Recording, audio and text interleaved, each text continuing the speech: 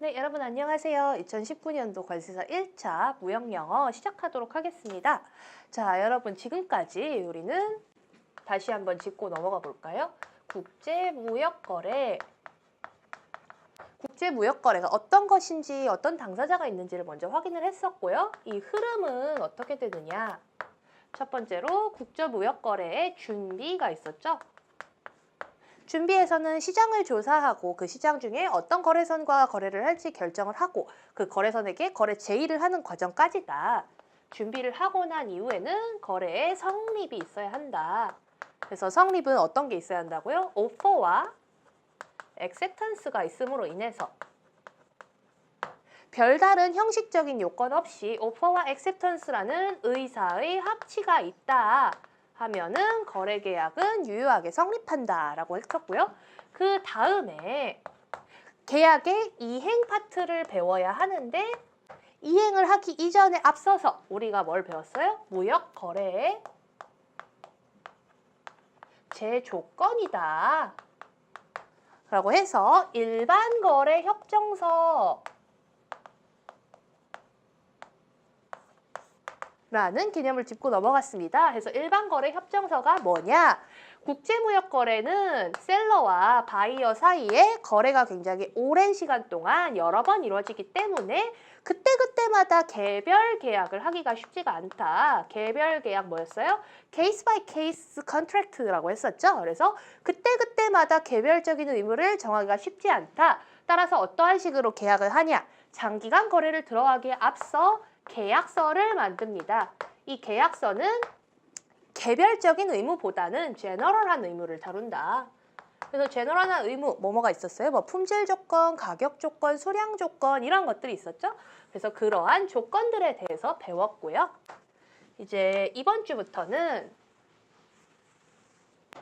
본격적인 계약의 이행에 대해서 배울 건데요. 계약의 이행이 어떠한 것이 있냐? 계약의 이행 파트에서는 이제 우리 책 중에 2권이 매우 중요합니다. 책 중에 2권 국제 무역 규칙들, 협약들을 주로 다루게 될 텐데요.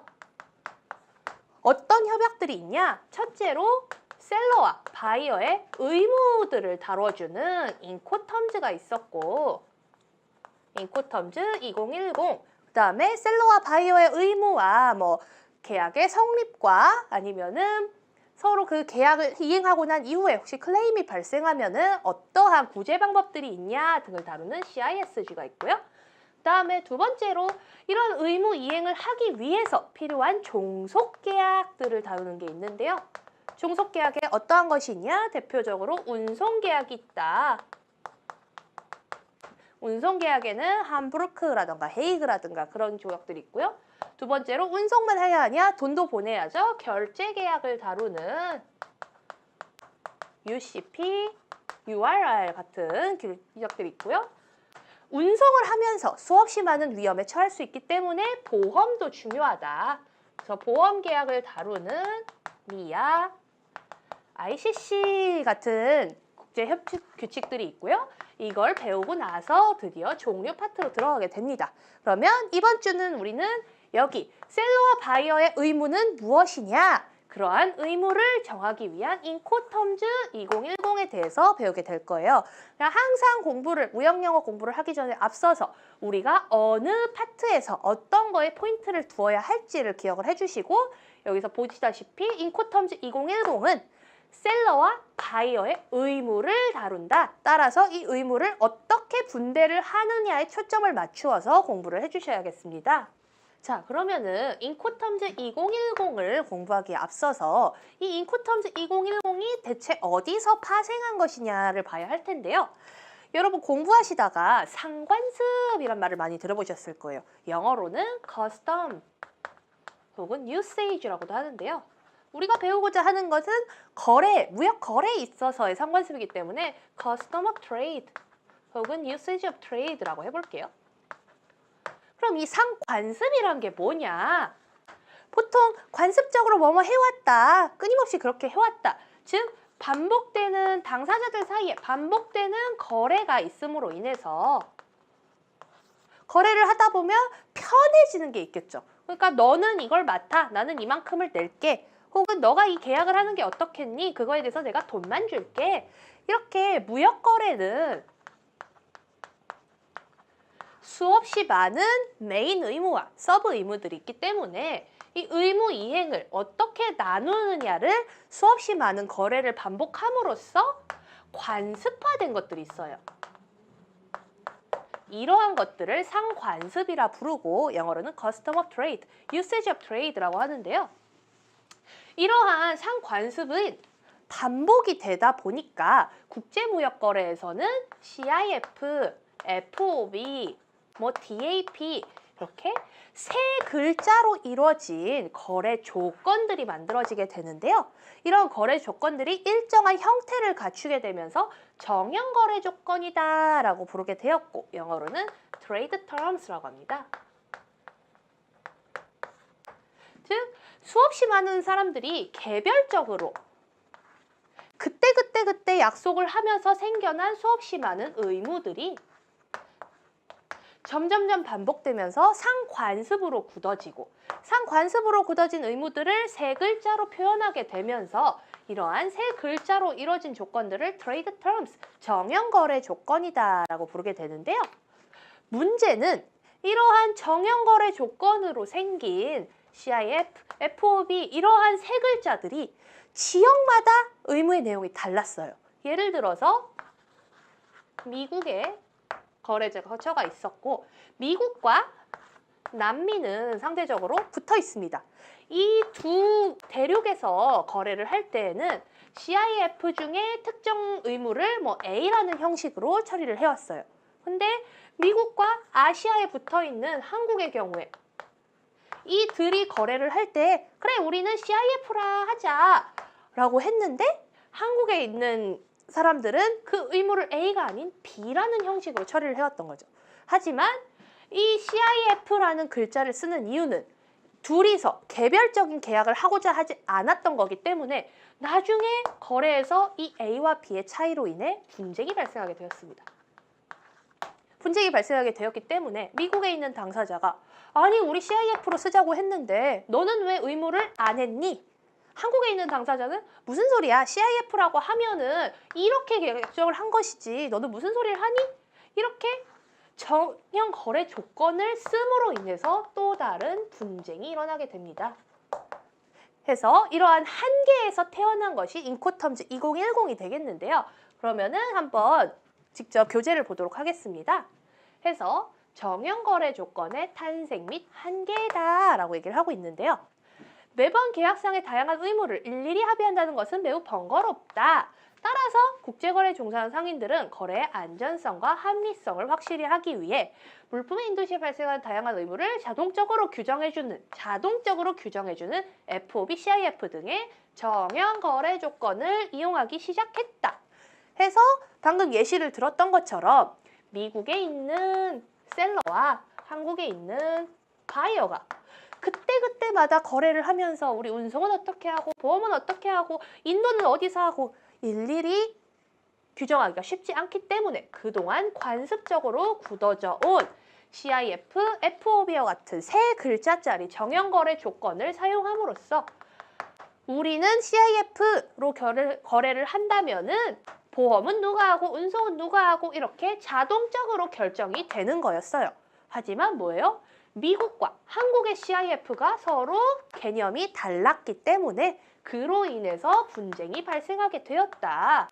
해서 정형거래 조건으로 매매 당사자들이 거래를 용이하게 할 수 있게 되었지만 이를 해석하는 규칙이 통일되지 않아 거래의 불확실성이 발생하기 시작했다. 거래의 불확실성은 분쟁으로 이어지게 되어 있습니다. 그러면은 여기서 이걸 어떻게 해결하느냐? 여기서 ICC라는 단체가 개입을 하게 돼요.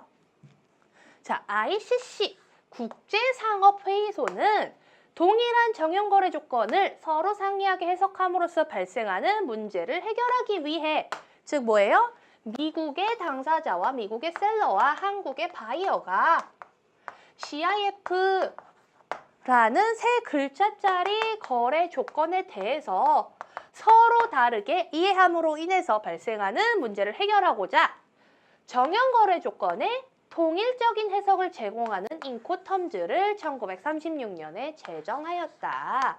그래서 이게 무슨 소리냐? 미국의 셀러, 한국의 바이어. 그동안은 거래를 해올 때 주먹구구식으로 의무를 너는 이걸 하고 저걸 하고 이렇게 개별적으로 합의를 해오다가 이것이 굳어지면서 관습이 만들어지고 관습적으로 굳어진 것이 뭐예요? 정형거래 조건.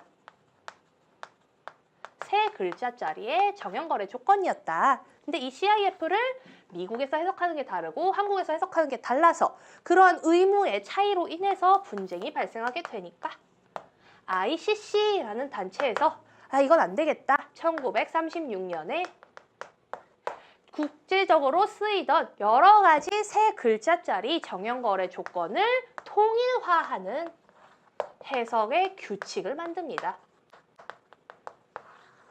해서 1936년에 인코텀즈라는 국제적인 통일 규칙이 만들어지게 되었고요. 총 7차례 해석이 됨으로 인해서 개정이 됨으로 인해서 현재는 인코텀즈 2010이 제정되어 있다. 이렇게 이해를 해주시면 되겠습니다. 사실 이 내용은 시험에 잘 나오지는 않지만 왜 인코텀즈 2010이 중요한지, 인코텀즈 2010이 왜 이런 식으로 구성이 되어 있는지를 이해하기 위해서는 이러한 일련의 과정을 알아두셔야 하실 것 같고요. 인코텀즈 2010은 인코텀즈 2010 딱 책을 펴시면 서문에 가장 처음에 인코텀즈란 무엇인지 정의에 대해서 나와 있는데요.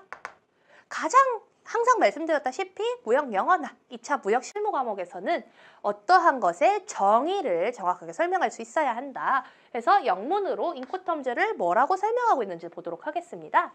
그래서 인코텀즈 서문에 가시면요.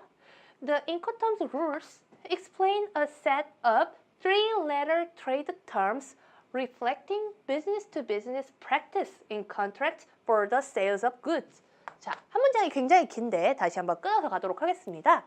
자, 해서 인코텀즈 rules 뭐예요? 인코텀즈는 규칙이에요, 규칙. 규칙인데 어떤 것이냐? explain, 설명합니다.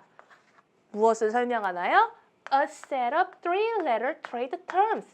자, three-letter trade terms 뭐예요? CIF, FOB, 또는 FAS 이렇게 세 글자로 이루어진 trade terms, 거래 조건을 설명하는 것이 바로 인코텀즈 룰이다. 자, 근데 이 three-letter trade terms가 무엇이냐? reflecting 요거 체크해 주시고요. 반영한다 이런 겁니다. 반영한다. 뭘 반영하냐? business to business practice. practice는 우리가 아까 usage, custom이라고 했던 관습과 유사한 의미로 보시면 됩니다. 그래서 뭐예요? business to business practice.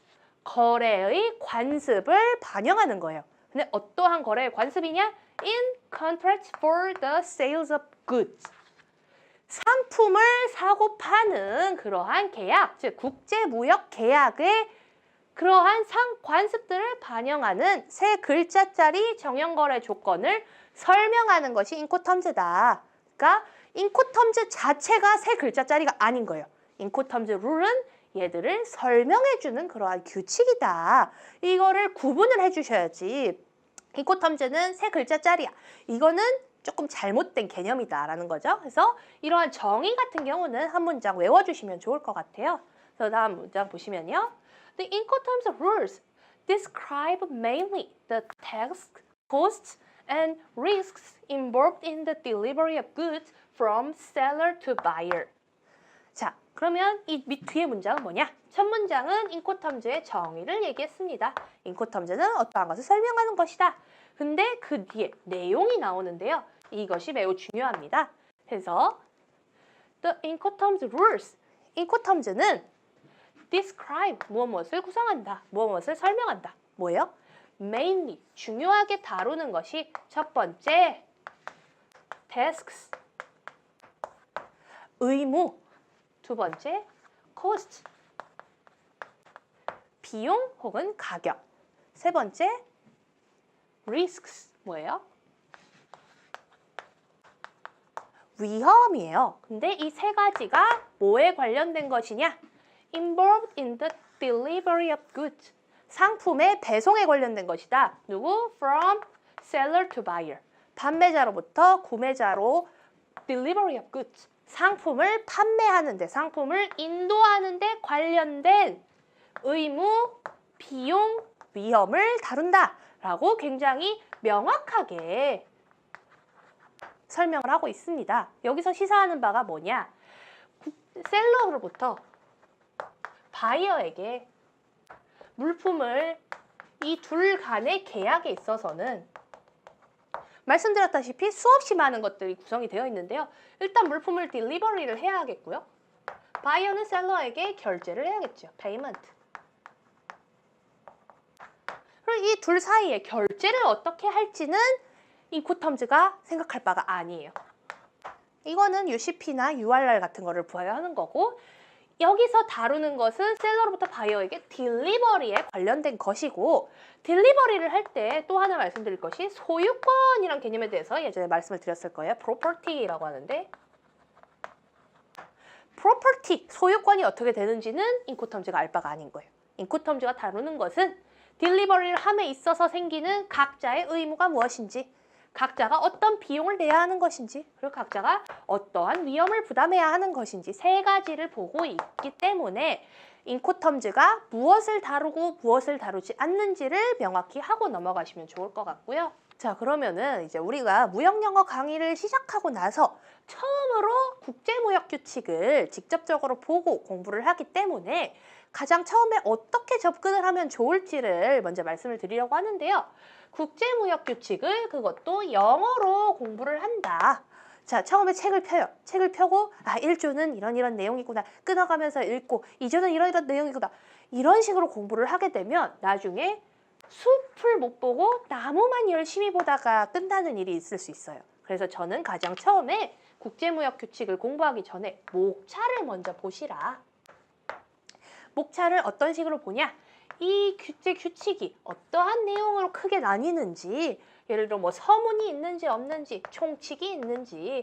왜냐? 총칙이나 서문의 내용은 이 규칙이 어떠한 것인지를 먼저 설명을 해주고 어떻게 접근할지를 알려주기 때문에 서문이나 총칙이 있는지 없는지를 먼저 봐주셔야 해요. 이렇게 있다면은 얘네를 먼저 공부를 해줘야 하고요. 본문은 어떤 식으로 구성이 되어 있는지, 본문이 예를 들어서 뭐 3장인지 5장인지, 장별로 제목은 있는지, 각 장마다 중요도의 차이는 있는지, 그리고 뭐 예를 들어서 마지막에 부록이 있는지 없는지, 부록은 중요한가? 중요하지 않으면 버려야 하니까 거기까지 볼 필요는 없지 않겠느냐. 이렇게 목차를 보시고요. 두 번째로 중요도를 따져주세요. 여기서 서문이 중요한지 본문이 중요한지 부록이 심지어 중요할 수도 있기 때문에 목차를 보고 나서는 난 여기부터 열심히 공부를 해줘야겠다. 여기에 중점을 두어야겠다. 이런 식으로 중요도를 두고 목차와 중요도를 두고 공부의 방향을 정하고 시작을 하셔야 숲을 먼저 보고 그 다음에 나무를 보는 공부를 할 수 있다. 처음부터 책을 펴고 모든 것을 세세하게 공부하려고 하지 마시고 처음에는 항상 전체적으로 보시고 안으로 들어가시는 것이 필요하다 이거고요. 이렇게 목차와 중요도를 보고 내가 어떤 식으로 공부를 할지 잡았어요. 공부를 할지 잡고 난 다음에는 영어를 보기 전에 앞서서 한글을 먼저 보시라. 한글을 먼저 쭉 읽어봅니다. 내용이 이해가 안 될 수도 있지만 이러이러한 내용이 있구나. 한글을 먼저 쭉 읽어보고요.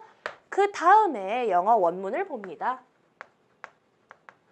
네, 영어 원문은 어떻게 봐요? 제가 말씀드렸다시피 첫 번째는 원문을 한번 통으로 한번 읽어보시고 그 다음에 의미 단위로 끊어가면서 읽어보고 의미 단위로 끊어가면서 읽어본 다음에 강의를 들으면서 세부적인 내용이 어떠한지 이해를 해주시고 암기는 그러고 난 다음에 해주시는 거예요.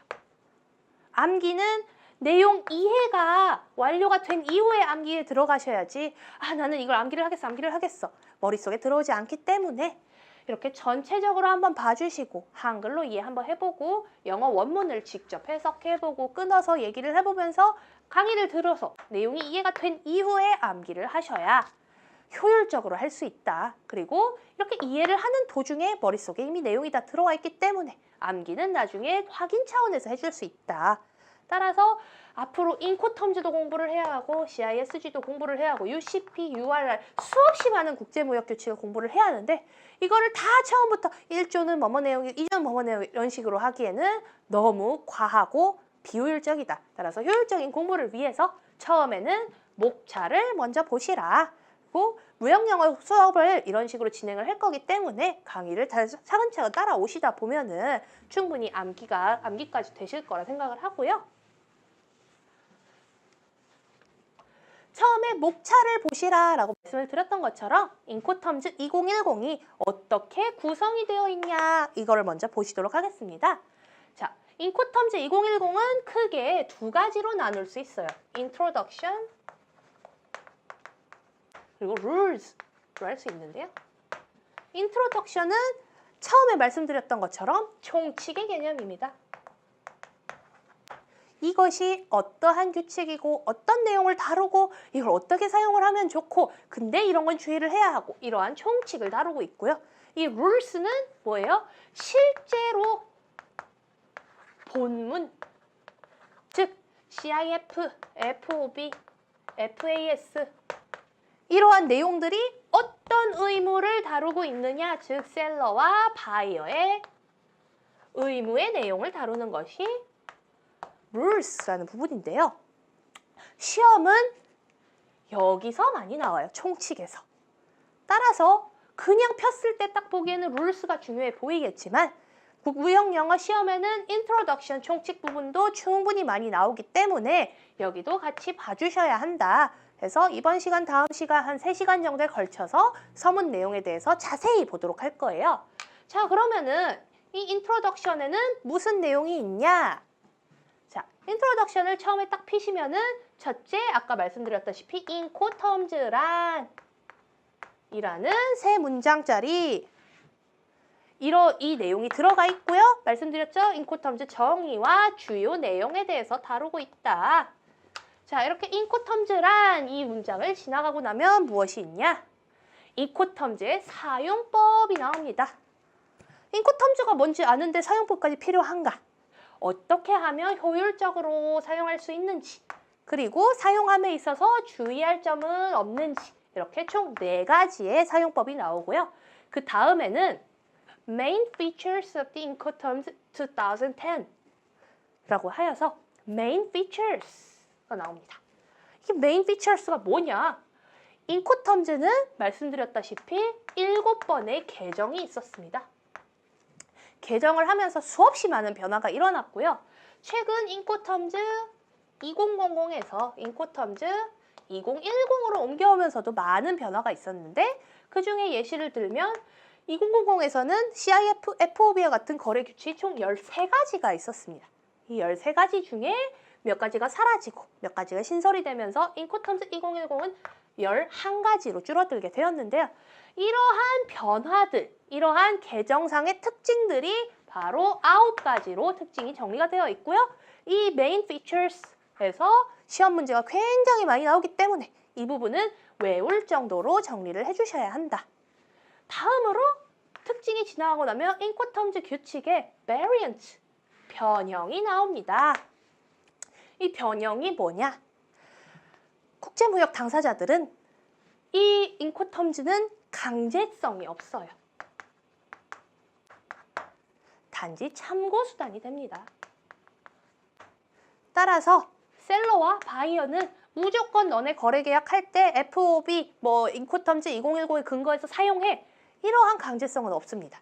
단지 셀러와 바이어가 우리 인코텀즈 2010에 CIF가 좋은 것 같다. 우리 그거 쓸래라고 합의만 있다면 그것이 각 당사자들을 구속하게 되는 것인데요. 그렇기 때문에 셀러와 바이어는 여기에 대한 충분한 자유도가 있습니다. 그래서 CIF를 하지만 내가 보험계약은 대신 들어주지만 이거는 너가 좀 해줬으면 좋겠어. 이렇게 변형이 가능한데요.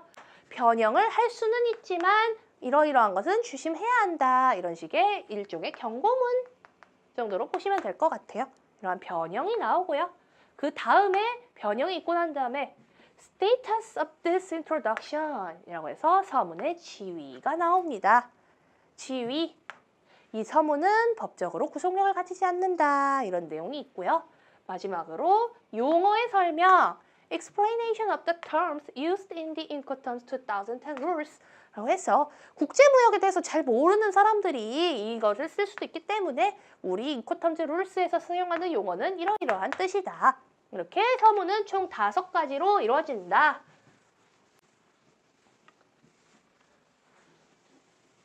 해서 서문에서 오늘은 사용법, 변형, 지위를 보실 거고요. 다음 시간에 이 특징과 용어의 설명에 대해서 설명을 하도록 하겠습니다. 근데 중요한 것은 이 9가지 특징이 나중에 무역 실무 2차에 가게 되면 이 9가지에는요 뭐가 있고 이렇게 나열을 할 수 있을 정도로 익숙해져야 한다. 따라서 이 부분이 매우 중요하다. 그래서 인트로덕션은 총 5가지의 장으로 이루어져 있습니다. 자, 그러면은 이거는 언제까지나 인트로덕션이고 대체 너네 메인 파트는 뭐니? 메인 파트 룰스는 2가지로 나뉩니다. 첫 번째는 모든 운송 방식에 사용할 수 있는 것. 두 번째는 해상 내수로 운송에 사용할 수 있는 것. 이게 무슨 뜻이냐? 여태까지 국제무역 거래는 예를 들어서 미국이 있고 한국이 있다고 할게요. 국제무역 거래의 대부분은 우리가 생각하기에 배로 이루어집니다. 배로 이루어지기 때문에 우리는 이거면 충분하지 않나 라고 생각할 수 있겠지만 최근에 시장이 바이어 위주로 많이 바뀌면서 바이어들은 이제 귀찮아요. 나는 아무런 의무도 하고 싶지 않고 너가 다 해서 보내줘. 너가 다 해서 보내줘 라고 했는데 여기 셀러는 미국에 있고 바이어는 예를 들어서 저 내륙의 체코에 있다고 해볼게요. 이 사람은 이 미국에 있는 셀러는 물건을 보내서 프랑스에 보내서 프랑스에서 체코까지 기차로 또다시 보내야 하는 배와 기차가 다 합쳐져 있는 복합 운송이 늘어나게 되었습니다. 따라서 복합 운송은 해상 운송과는 운송 환경에 차이가 있기 때문에 이러한 복합 운송에 대한 수요가 늘어나고 중요도도 늘어나면서 국제 규칙에 정연거래 규칙에 일부 변화가 있어야 한다. 이러한 시류를 반영해서 해상 내수로 운송을 위한 것과 모든 운송 방식에 사용하는 것, 즉 복합 운송을 위한 것 이렇게 2가지로 국제 규칙을 나눴습니다. 거래 규칙의 종류를 나누고 복합 운송이 더 중요하기 때문에 이 모든 운송 방식에 사용 가능한 규칙을 앞쪽에 배치를 했고요. 자, 그러면은 이렇게 모든 운송에 사용되는 규칙과 해상 내수로 운송에만 사용되는 규칙 이거를 어떻게 설명을 하고 있느냐? Rules for any mode or modes of transport. 자, 처음에 딱 보시면은 이게 무슨 소린가 하시는 분들이 많을 거예요. 자, 여기 보시면 rules for any 어떠한 mode 어떠한 형태의 것 혹은 any modes 어떠한 형태들 transport 이게 무슨 소리냐? 복합 운송이란 2가지 이상의 운송수단 예를 들어서 배 다음에 기차 혹은 배 다음에 비행기 이렇게 여러 운송수단을 사용하는 것을 복합 운송이라 하고 이러한 경우에는 mods가 들어가야겠죠. 운송 형태가 2가지 이상이니까. 하지만 이 비행기로만 운송을 하는 경우가 있을 수 있습니다.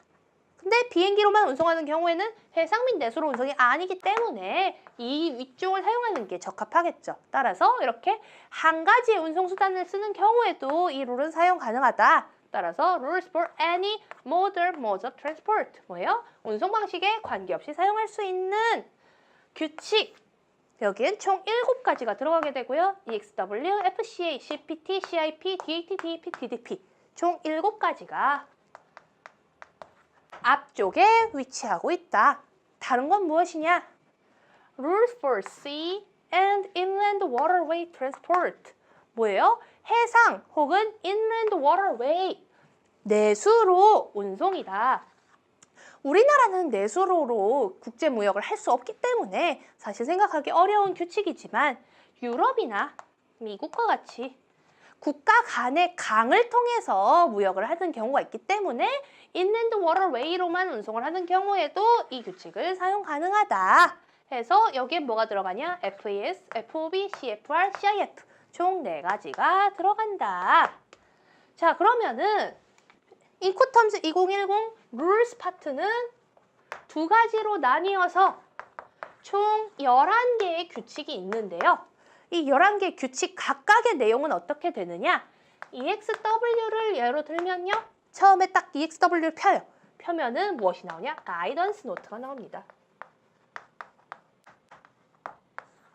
가이던스 노트가 무엇이냐? 이 EXW는 어떠한 내용이고 얘를 쓸 때는 이런 걸 조심해야 하고 이 조건을 쓰지 않았으면 좋겠는 거래 형태는 이렇게 있다. 이렇게 어떠한 조건을 정확히 사용하기 위해서 효율적으로 사용하기 위한 가이드를 주는 가이던스 노트가 나오고요. 이 가이던스 노트가 시험에 굉장히 많이 나옵니다. 인트로덕션에서는 인코텀즈 2010의 특징 혹은 사용법이 빈출이 되고 실제 룰스에 들어가서는 이 가이던스 노트의 내용이 굉장히 많이 나온다. 따라서 이번 무역영어 기초 강의에서는 가이던스 노트에 초점을 맞춰서 설명을 드릴 거고요. 가이던스 노트가 지나가면 뭐가 나오냐? A1, A2, A10, B1, B2, B10 이렇게 A1, B1, A2, B2 이렇게 총 셀러를 위한 의무와 바이어를 위한 의무가 10가지씩 나열이 되어 있고요. 얘네는 마치 양쪽으로 펴진 데칼코마니 같다 해서 미러 패션이라고 부릅니다. 이렇게 대응되는 의무를 각각 조건별로 나열을 해놓고 있다. 따라서 인코텀즈는 펴다 보면 굉장히 양이 많아요. 굉장히 양이 많아서 이걸 대체 어떻게 공부를 해야 하지? 라는 고민을 하시는 분들이 많을 테고 저 또한 처음에 인코텀즈를 접했을 때 그 고민을 했었지만 말씀드렸다시피 먼저 서문을 꼼꼼히 읽고 이해를 해주세요. 아, 인코텀즈는 이런 거구나. 여기에 초점을 두어야겠구나. 서문을 이해를 하고 난 다음에 각 룰스로 들어가서는 이 부분을 먼저 보기보다는 가이던스 노트를 먼저 보시라. 가이던스 노트를 보면서 아, 이거의 정의는 무엇이고 특징은 무엇이며 아, 이런 것에 주의를 해야겠구나. 그런 다음에 A1, A2, A10, B1, B2, B10 이렇게 총 20가지 내용을 보시되 얘네는 어떻게 보시냐? 이 내용들이 각 11가지 규칙마다 어떻게 달라지는지 비교가 필요해요. A1이 11가지에서 어떤 내용이 있는지, A2가 어떤 내용이 있는지 이렇게 조건별로 어떻게 달라지는지 비교에 초점을 맞추시고 그렇게 하고 난 이후에 인코텀즈 암기가 수월해질 거예요. 따라서 우리는 먼저 인트로덕션을 먼저 꼼꼼히 보고 가이던스 노트에 초점을 맞추어서 각 조건들을 보겠다.